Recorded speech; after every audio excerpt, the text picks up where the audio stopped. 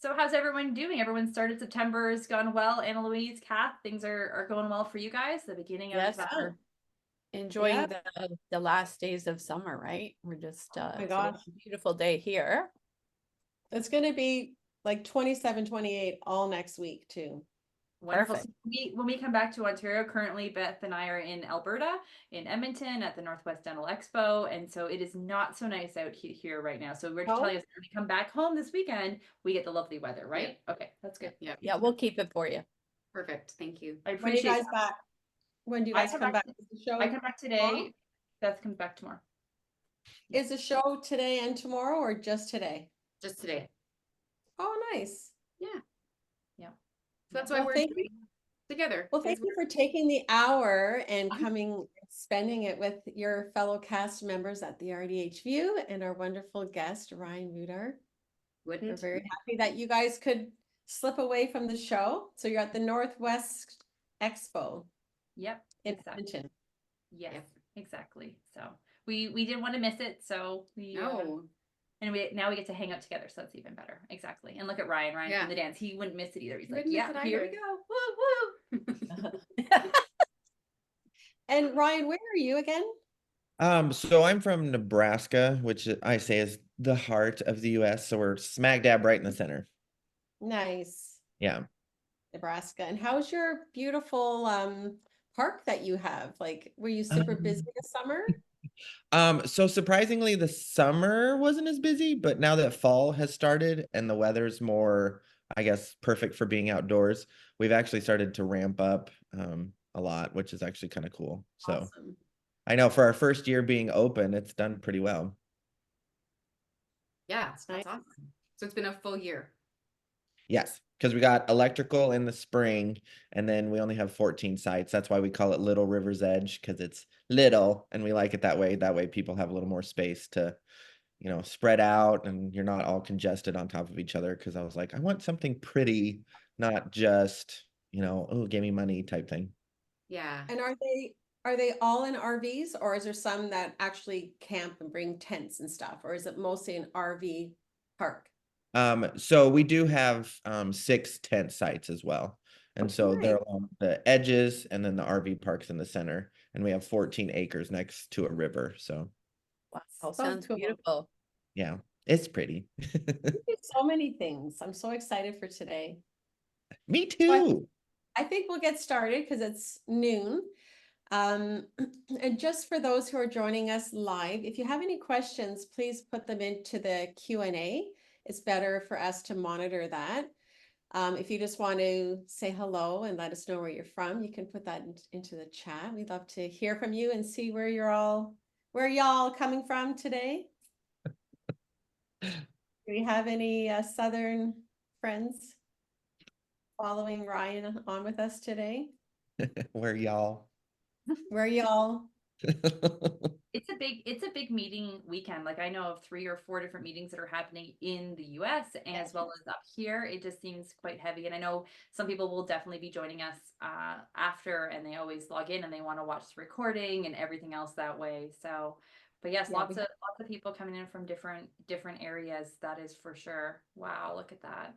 We've got Ontario. we have a lot of people who have registered who are going to watch the recording. Yep, absolutely. Ottawa, exactly. Oh, but so one person joining us, she lives in Ottawa now, but was originally in West Virginia. So that counts as dual. You get a dual vote today for sure. Dual citizenship. Yeah, I do not exactly. disturb on. Well, All why don't we right. get started? Kath, do you want to Yeah. introduce our lovely Yes. guest today? Yes. Hello, everyone. Welcome to another insightful episode of the RDH View.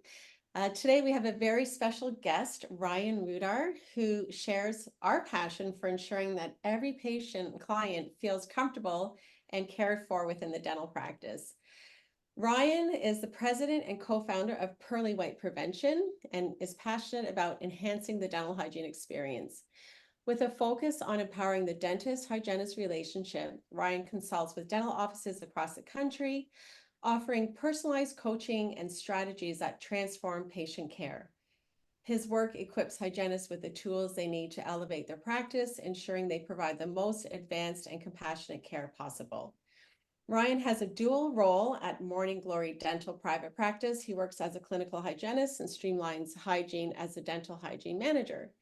He is currently a KOL for Voco, Solventum, and LM Dental.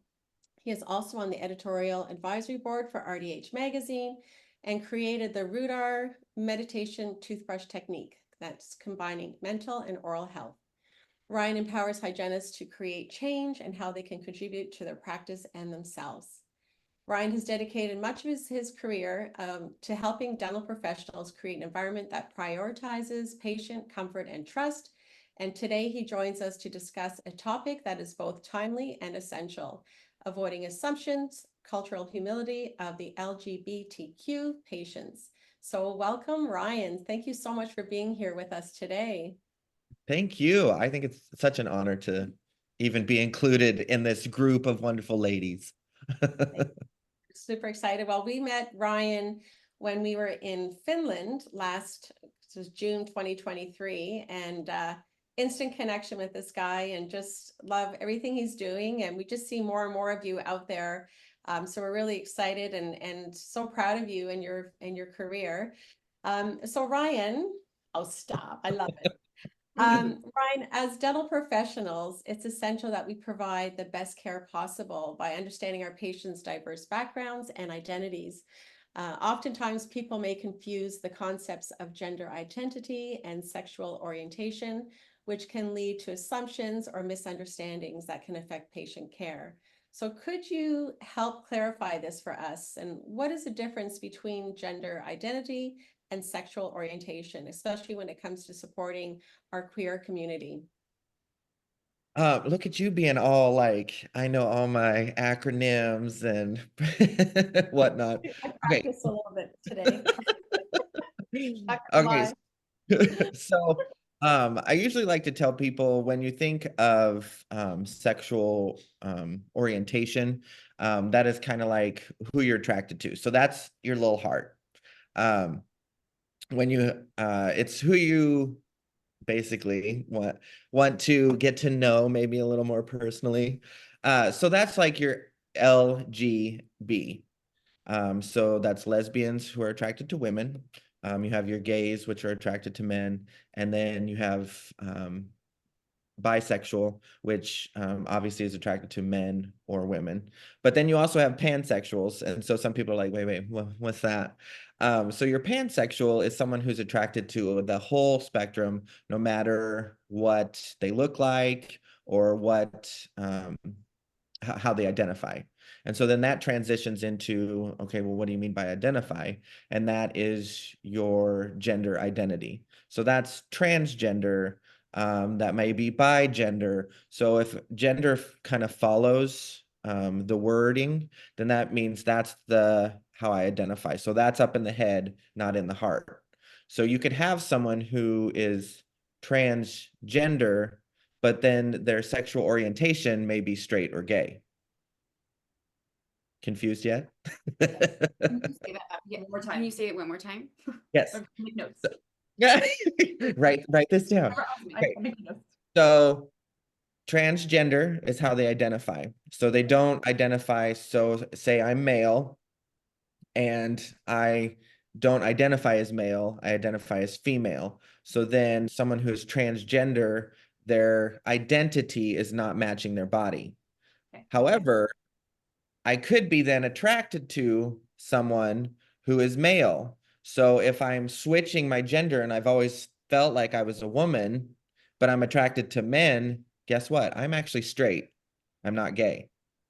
Because here I'm female, here I'm attracted to men, so then therefore you're the opposite, so technically I'm straight. Now, if I was identifying as a woman and I'm attracted to women, then I would be a transgender person who is gay or lesbian. So that's how those two differ. Your mind and how you identify is different than your attraction, which is your heart. Okay. Thank See you. the crickets? Yeah, you have to process it, it's, Oh, absolutely. and we don't want to get it wrong. And I think that that's the thing. And that's with everybody who's joining us today. we really do want to get it right. We really want to be respectful, but it is a lot to process. And I think there's a lot of fear around saying the wrong thing. I mean, at least I don't know, maybe I'm speaking just for me. And we're on a webinar talking about it, and even more so, like people are watching us stumble through this discussion. Yeah, but this is also the perfect opportunity, because I'm not going to be offended by any question, because I know it's based on curiosity. And so when you're curious, you're at least trying to be more emotionally intelligent about how to solve or even work with these types of individuals that are just trying to survive and be loved in this world as well. So if you do have questions, feel free to ask. We won't be offended, and we'll do our best to try to answer as best as we can. You just hit on emotional intelligence, and I think that is something that really needs to be kind of brought into this discussion, and also going back to sort of the heart behind the curiosity, right? So if we Right. are people, and I know a lot of our viewers, a lot of us, I would say, have high emotional intelligence. Yeah. So there's that aspect. Can you talk about how we could use that to maybe help address or work around maybe some unconscious bias that we might have?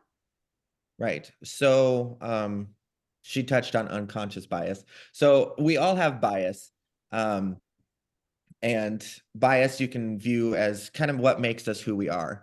Like, we have certain colors that we like. We have certain, as we were just discussing, toothbrushes that we like. And so whether you're an Oral-B person or a Sonicare, Philips Sonicare person, that is basically a bias of like what you like. Now, you were talking about when it comes into unconscious bias. So unconscious bias is when you're not necessarily aware of the biases that you may have. And so that would be kind of like where your stereotypes come from, is kind of an unconscious bias. A great example would be like if you were in a room and you had like a math problem in front of you, and you looked around the room and you saw maybe an Asian individual. Your stereotype is, oh, Asians are good at math. So you walk right up to them and be like, hey, can you help me with this problem? Not asking anybody else. So that would be an unconscious bias. It's not meant to be mean or harmful, because you're just trying to be curious or whatnot. But that's where emotional intelligence has to come in, that you may have an unconscious bias that may be true or not true as to how you treat individuals, if that makes sense. And then they talk about it as being unconscious or implicit bias. Those are the same thing. It turns into explicit or outside oneself when you have a bias, and then you act on that bias to discriminate. And so that might be like, well, I don't want to be around transgender people because they're going to molest me. Or I don't want to be around gay people because that's going to affect how, I think or feel. So that type of explicit bias is you're aware of it and you're acting on it, and now you're discriminating against those individuals based on your false sense of self. Too much in one area. No, this is great. We're all thinking. Yes. Yeah. I also think that people don't realize how many biases they have.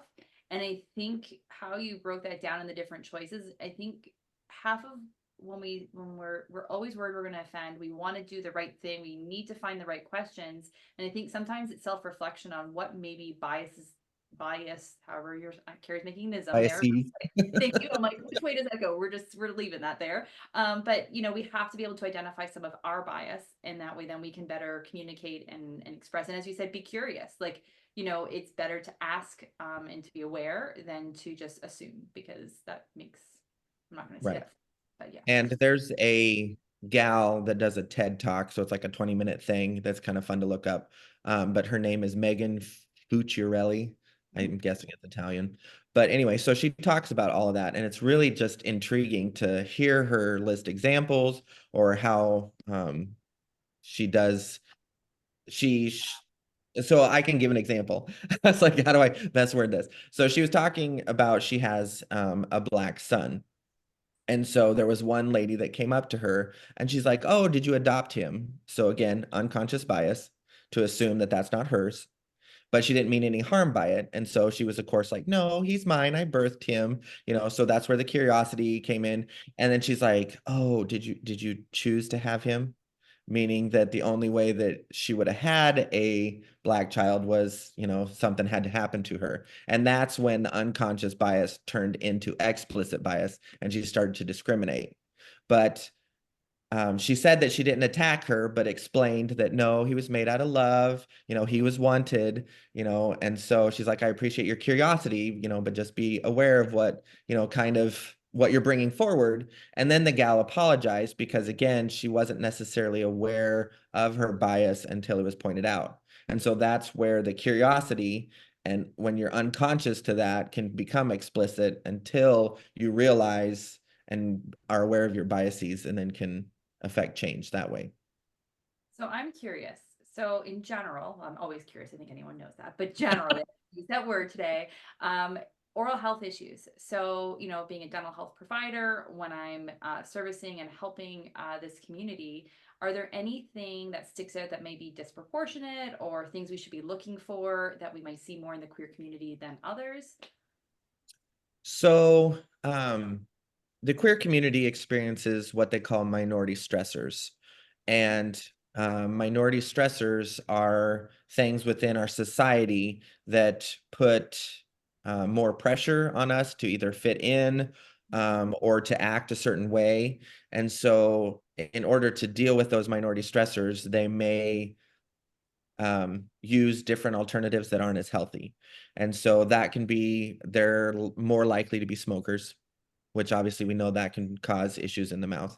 They're also more likely to be drinkers or use alcohol to help either numb feelings or not deal with issues that they may be bubbling or occurring. So that's across the board. Then something to think about is usually your transgender individuals or anybody who's going through hormone therapy. So you can have transgender individuals that aren't doing hormone therapy. And so that wouldn't necessarily be a red flag. But once they say that they're, yes, taking hormone therapy, usually in the form of estrogen, estrogen can be a factor as far as like if we think about pregnant women, and how their gums get a little inflamed. Well, so too will the transgender individuals that are gender affirming from male to female. And so their gum tissues may be a little more loose or inflamed. They also, there's estrogen has a tendency to loosen our muscles, our smooth muscles. And so as women who are pregnant, obviously those smooth muscles need to expand for the growing of the baby. Well, with transgender individuals, it starts to loosen that little tiny sphincter at the top of our stomach and allows for more acid reflux. So in transgender individuals, you may see more acid lining or acidic environments, higher cavity risks. So those are something that that you kind of need to look out for too within those individuals. Can I be honest here about something? So I had a patient that was transitioning, and Mhm. I think the way I approached the medical history, it could have been me, it could have been the patient. It was many years ago that this was happening. So I definitely wasn't versed in it. Any suggestions on how to approach that? Because sometimes people with their medical history are like, they keep it close. They're like, you're just a hygienist. Why do you need to know this? And particularly, as you've just said, with all of the hormones, with all of those changes, do you have any good ways or helpful tips on how you might approach kind of having that conversation for some people that are really maybe uncomfortable in it, or to give them the understanding that they really do need to share this with us because it can affect their mouth? Right. So I think that's almost with any individual too, because you'll have, I mean, I have older patients that are like, well, you don't need to know that because that doesn't concern you. And I was just like, well, we are a health care facility. And so the way that I word it is I say, if something were to happen to you in this office, and I said, and we don't have a list of your medications, I said, then we aren't doing our best to make sure that you are provided and taken care of in an emergency. So I was like, don't necessarily think of it as, oh, well, you didn't know that. That doesn't necessarily concern your mouth. It's like, we also need to know that for your medical records in order to make sure that if we had to transport you, then those emergency responders know exactly what you're taking and how to help you. So I do it as a more of an expanded role rather than just, well, I need to know what's going on in your mouth. Yeah. And we could tie this back to when we were talking about the emotional intelligence, because I'm just thinking about when we're going through the health history and we're asking questions. And again, this is for any patient really. When we start to see, so maybe they are giving little bits of information and then we need to ask more. It's like using our emotional intelligence to simply be curious and inquisitive and not turn into like little attorneys where it's leading questions like, did you know that According to the CDC. you know what I mean? It's like just Right. sticking to that inquisitive questioning rather than leading them. So because that can be a very sensitive topic. First of all, I did not know that about the acid erosion and the acid reflux, but it's like using our emotional intelligence to be able to ask questions to get more information without leading them to find where they're wrong or find where they've done something that's caused something. So it's everything so far that you've talked about, it's all tied in together. And maybe it's just me thinking this way, but I think I have to lean more into that emotional intelligence and trust that my heart is for this patient. So I'm asking them questions because I need that to be able to take care of them, not because I'm trying to lead them down a path to give me some answer that's going to eventually prove them wrong. Right. Well, and I usually say, like, when you're trying to get those ones that have it close to their heart, and usually that's more, well, it could be in the gay community too, especially if they're HIV positive. But like with transgender individuals, I'll usually ask like, oh, are we at, how far are you, in the midst of, you know, your journey as far as being a transgender individual. And so like that's a way to ask, like, is this at the very beginning where you're just changing pronouns, or have you thought about your future, and do you ever want to gender confirm? I mean, those are just nice questions to ask to where it shows that you're showing interest. And the reason why I don't say transitioning is because when you talk to a patient and then you're like, so have you ever thought about transitioning? That shows a sign of you have to change or you need to change into something else. But if you say, well, have you ever thought, or are you planning on ever gender confirming, which means you're going to confirm the identity that you've always known, then you're more asking, you don't have to change who you are. I just wanted to know, in the future, is that a plan for you? It'd be no different than asking someone like, hey, do you plan on buying a house, or do you ever plan on getting married? Stuff like that. So it's just kind of showing interest in a nice way.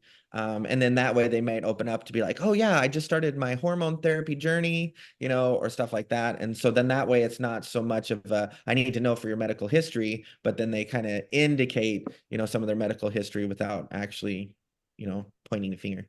Yeah. So is that at the point that it would be a great idea to clarify what they would be like to be called, or Correct. Usually that's at the very, very beginning. So a lot of the times I usually tell people, at least on your health history forms, you should have what do you prefer to be called?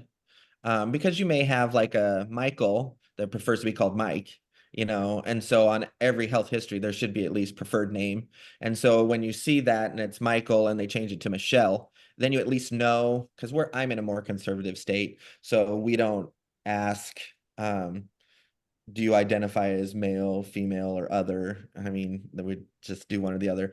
But we do have preferred name. And so then that indicates to me and to the rest of my staff that it'd be like, hey, so I see you're going by Michelle. Like, do you have any pronouns that you prefer? So then that way we can address you the way that you want to be addressed. And then that's when they'll indicate, yeah, I prefer she, her, or I prefer they, them. And then you're like, okay, sounds good. Thank you for letting us know. Keeping it simple. I love how you just said that. I'm like, yeah, Mhm. No, exactly. I know. write it. I want to write down. We'll watch the recording. Yeah, well, okay. Yeah, I think that's one of the key things that everybody has been asking me online is like, are we going to get to watch this again? Because there's a lot of information here that you've already given us, but I'm going to make it even more. So how can we modify our current practice or strategies in the office to respect cultural humanity, provide more inclusive care, to the LGBTQ plus community that we serve? So, good question. Perfect leading. So I would basically look around your office and see maybe what kind of advertisement material you have. So if you have advertisement material that only has, a man and a woman and a child, in a poster, or you only have material that is very heteronormative, as they call it, then you might want to look about, well, maybe we should change at least one poster to show representation. Or maybe change some of the brochures to include the LGBT community, so then that way you're including them. That's good. We, in our office are, again, I always bring up the conservative part because that might be a little too much for people. So we have different magazines. And so even placing different magazines like Out Magazine or GQ Magazine, some of them that are more conservative but kind of lean towards the queer community, is a nice general way to help people in the waiting room feel a little more comfortable, because then they're looking at it going, oh, okay, it's not like we have, well, in the US, it'd be like Fox News. That's the super conservative, and have that up on the TV or something. And then, so then when you go back into your op, something that you can do is I have an equality sticker. Now, people who aren't in the queer community don't necessarily know what an equality sticker is, but I guarantee you everybody that's in the queer community knows what an equal sticker means. And it's basically saying, it's a human rights campaign here in the US, but I'm sure there's something equal to that in Canada, where we value equal health care for all, or equal rights for all. And so that's just down in my window in the corner. And so that's a non-verbal communication to those individuals that, hey, I'm in a safe place. I can open up about my communication because obviously they care about equal care amongst the law. I would love to know how we can get our hands on some of those stickers. Yes, I'm putting my pen at you. So just I like, just wrote it down too. yeah, and so if anyone that's watching has a connection in Canada or the US, like I would love to have that as our as an Absolutely. option for a resource for some of the people that are watching. I personally would love to have them because I think that that's a really great silent way of just showing that we're all there in it together. Right. Yeah, Brian, we So, always, sorry, I was gonna say, we always send out like a follow-up email oh, after with extra resources and that, so we'll include that TED Talk that you're talking about and also this equal campaign. yeah, human rights campaign. I think like .com is where you can find all of those stickers. But they also have them on Amazon too. I think they're a little more expensive, but at least if you buy them from the human rights campaign, then I think some of the proceeds go towards equal rights for individuals. Nice. Yeah. We had a good question come in. And so it said, after knowing someone as a she, her for a decade, is there a way to really have the discussion regarding us learning new pronouns as opposed to apologizing every time we make that mistake? Because I think that happens. It's like, their new pronouns, you're like, oh my gosh, I'm so sorry. And, how do we navigate that conversation better?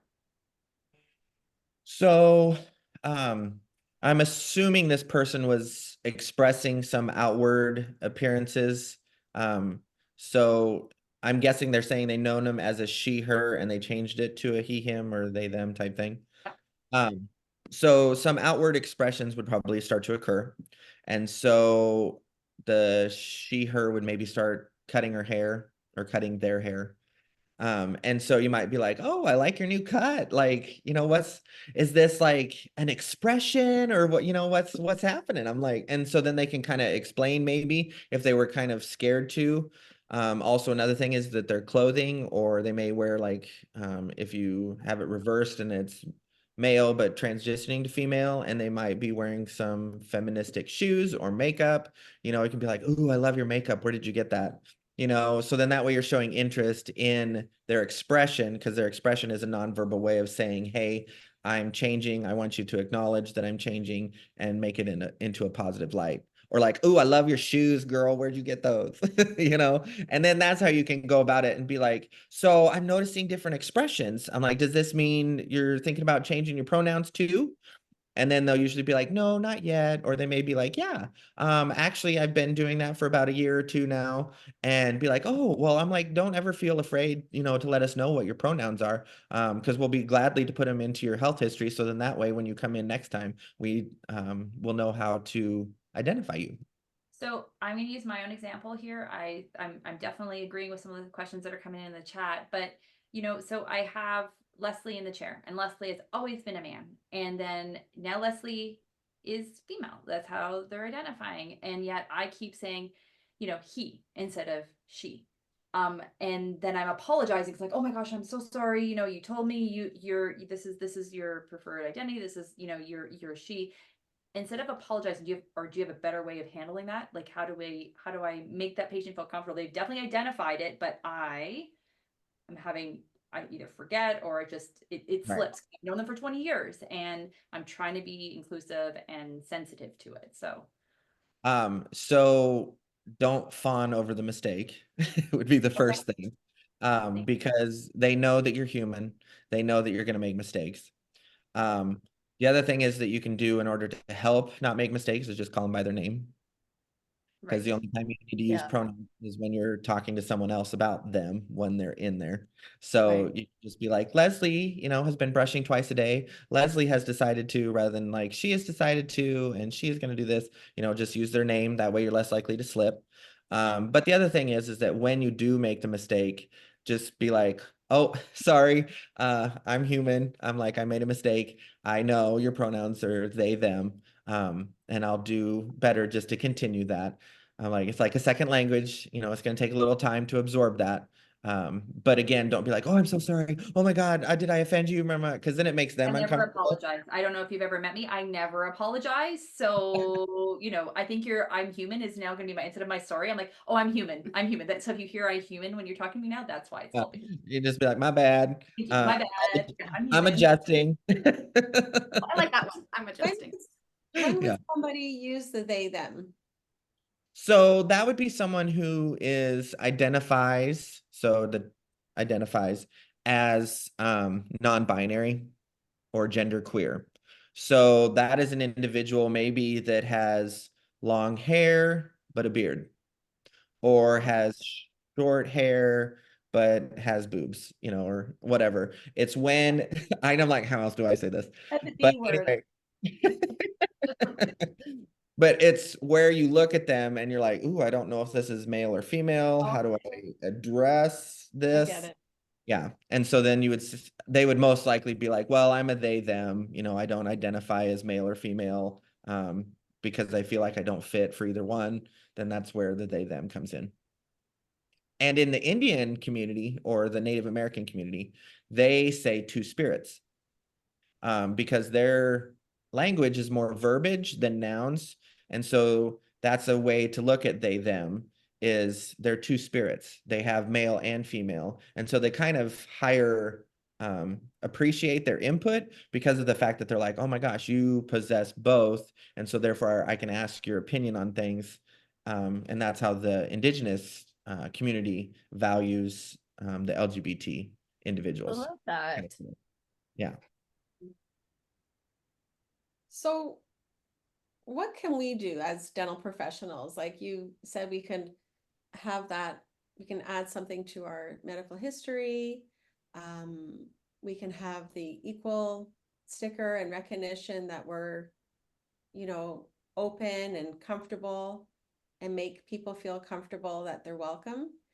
So what other things can we do? Like after hearing about this today, and then again, I know you're coming back to RDHU and you're doing this course for a couple of hours. So I know that people are going to want to know like next steps. What are some of the strategies that we can develop and implement into our practice to take this one to step where further. we need to be? So one of the things that I forgot to mention, but the thing that your practice can do, but even you as Canadians, I think have your own independent practices, correct? Yes. Yeah. So you can actually register your practice or you as a provider in the LGBT like commerce in your area. So that way LGBT individuals know that you're a safe place to go to. because I guarantee you, being part of the community myself, I'm the G. Um, we that's right, I'm the G. Um, we will look online to find where there are LGBTQ or queer providers. And so each province or each, as we call them, states, should have their own LGBTQ commerce or gay-friendly businesses. And so I always tell people it's always good to put yourself on those, so then that way they know where to find you. And then there's also, becoming more informed, which is what you're doing today, which is awesome. I so love that. Because on average, I think dentists, they did a survey back in 2018, I believe, where they receive maybe an hour of continuing education, and that's it for the queer community. So dentistry is kind of bad on cultural sensitivity in general. We need to kind of work on that. But then you can also maybe even set up a booth like at Pride events. They're a lot of fun, but it's a great way, to one, hand out information about who you are and how you can help. But then two, it's a great way to talk about oral health with individuals, because I guarantee you they'll have lots of questions. And because of their minority stressor, being in an intimate setting, which I think dentistry and dental hygiene is, a lot of them will avoid care, even though they need it.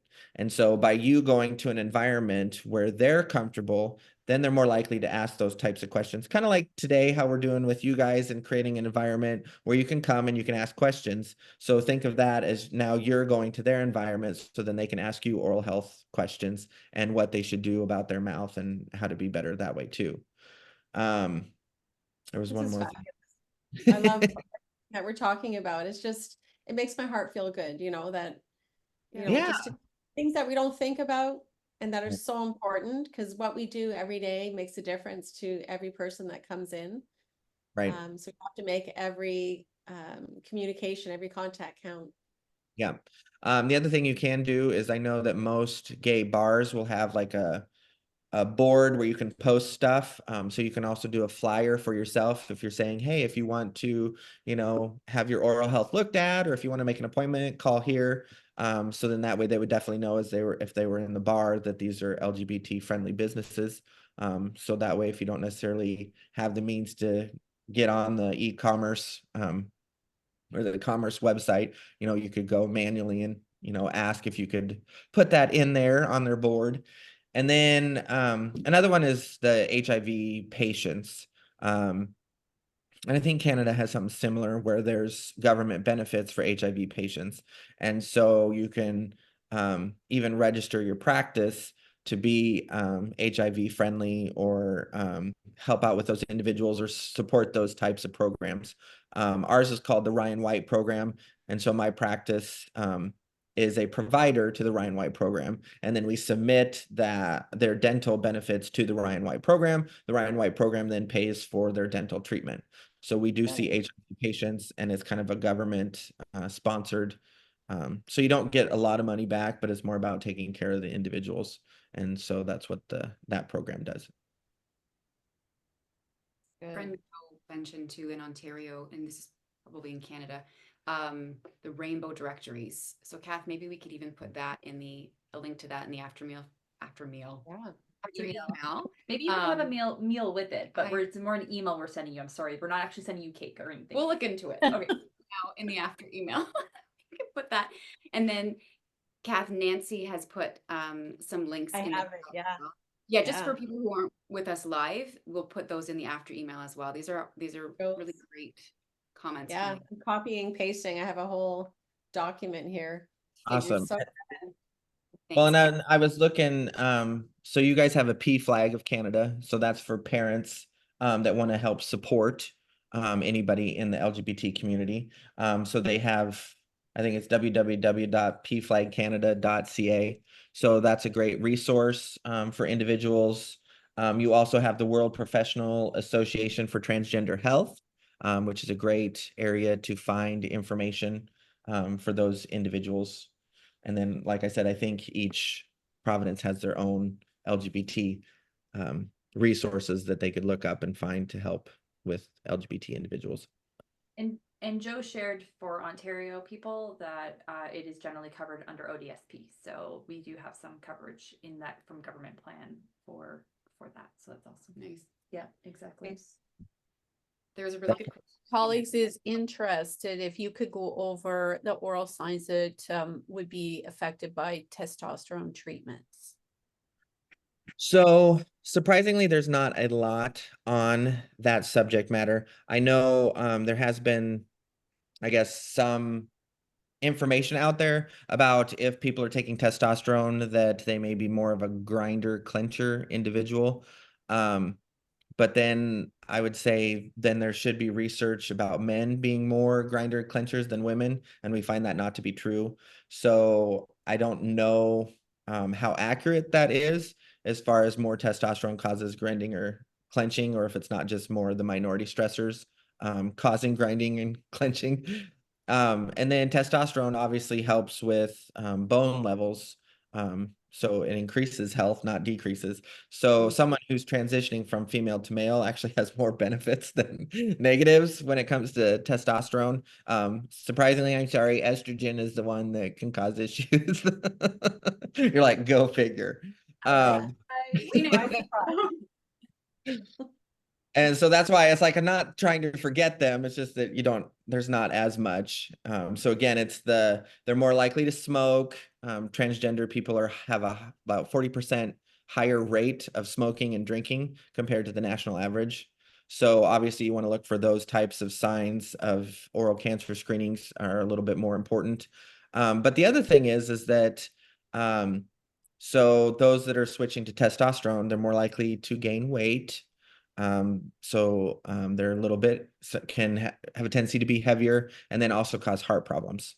So that's something to think about too, is because a lot of them who are gender confirming, the chest area is a very vulnerable area because they're changing that, as well as they don't like to be seen as having a chest. So if they start to have heart problems or even chest pain, they usually will not disclose that because of the fact that, one, they may be scared that they'll be taken off their hormones. And two, like I said, it's just a vulnerable area that they don't want to discuss or talk about, especially if they haven't gotten a chance to know you yet. So that's just something that if you see those individuals, just be very conscientious of this area, and not necessarily talking about it, but if you see that they're sweating or having, issues breathing or stuff, then you might need to be like, have you had talk to your doctor? Have you looked at your different hormones? Is that maybe being a factor in what's happening with your chest pains or stuff like that? So. Wow, so much to learn. Yeah. Wow, Ryan, you have been an awesome guest to really elevate our knowledge and widen our viewpoint that we can deliver much better care for all of these different people as Happy they, yeah.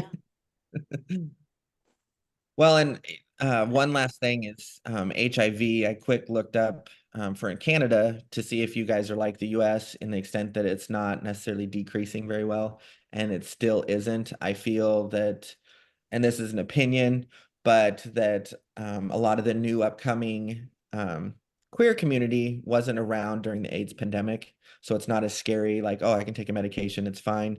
And so in 2013, your HIV rate was 1,837 thousand. Yeah, 37. I was like, eh. And then now in 2023, it's 1,833. So you've only adjusted by 4 people. So it's staying very, very, very consistent. And so that as oral health or as systemic health care providers, it's also important to be comfortable about talking about HIV and just making sure that they're doing what they're supposed to do when it comes to protecting themselves and their body. Yeah. I'm just looking here. Joe has his course coming, HIV, Take the Stigma Out of the Dental Practice, and that's December the 8th. Nice. Course, yeah. For Yeah, so I'll be discussing a little bit of that too. Obviously not as in-depth as Joe, but of course, when you're talking about LGBT community, you do have to mention or talk about the HIV epidemic that still exists today. And Kathy, you probably were already on it, but I know you're going to layer this with some additional learning. So Joe's would be on there. Ryan's next course will be on there. It's a great way to kind of create different additional resources and such a great message. Yeah, absolutely. Yeah, for sure. Yeah, And I so actually yours got is to meet Joe. what's that? I said I actually got to meet Joe. Oh, I saw that. So You guys, yeah, so now we're connected. so Nice. great. Yeah. Joe. Everybody needs some Joe. That's right. Joe says, howdy, Ryan. Hey, Joe. Well, Don't worry, I'm still attracted to you. Not in that way.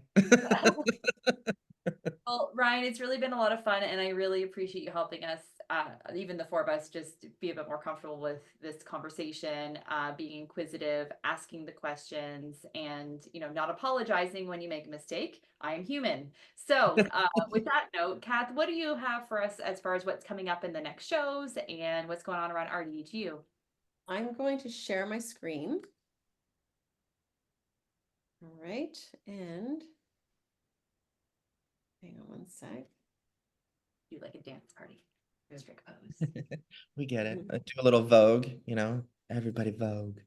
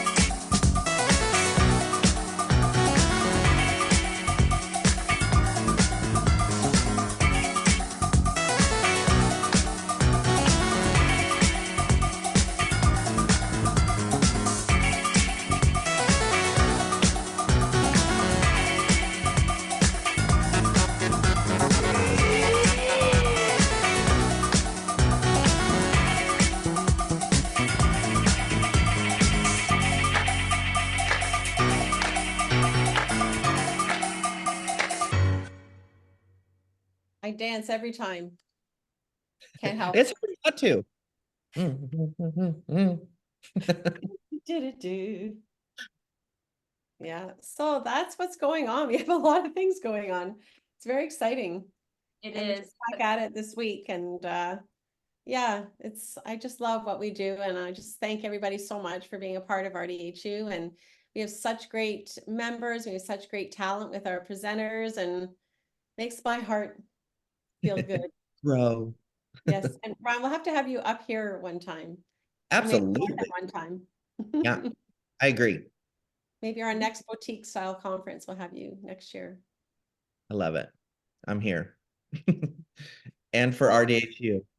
Exactly. Well, Here. Ryan, on behalf of all of us, we really want to say a big thank you for making the time to share your knowledge. I'm really excited about the courses you have. You really have inspired a lot of us. So we hope everybody has a wonderful, fabulous Friday.